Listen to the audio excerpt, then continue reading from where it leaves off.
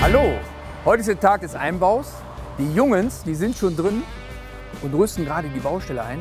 Und da gehen wir jetzt mal gucken.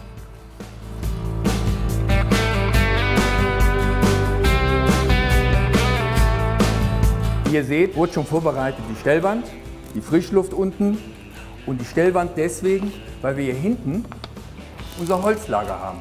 Das ist eine super Idee, um das Holz eben auch innerhalb zu lagern. Und jetzt gucken wir uns mal an, wie der Kamin aufgebaut wird.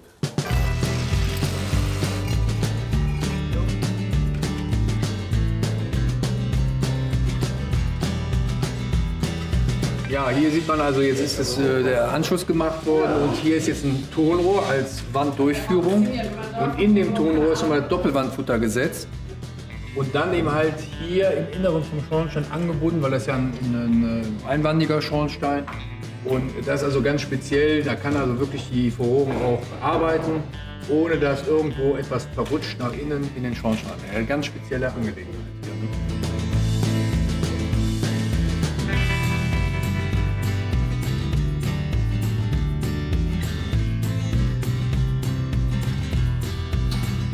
Ist jetzt hier, damit das Gerät innen drin autark ist, also innen drin die Verbrennungsluft zieht, dann braucht der Heizeinsatz nicht die Verbrennungsluft vom Raum nehmen, sondern kriegt die direkt von außen. Und dann haben wir noch eine Klappe eingebaut, damit man also auch die Verbrennungsluft abschotten kann.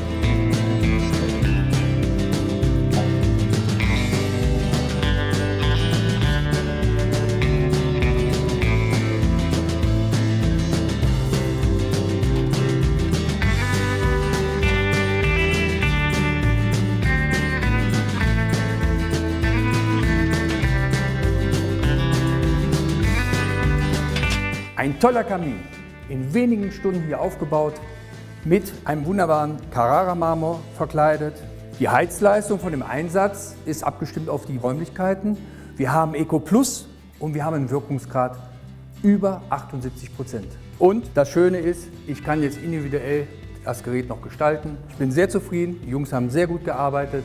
Wenn Sie auch so einen tollen Kamin haben möchten, dann gehen Sie einfach auf unseren Studiofinder.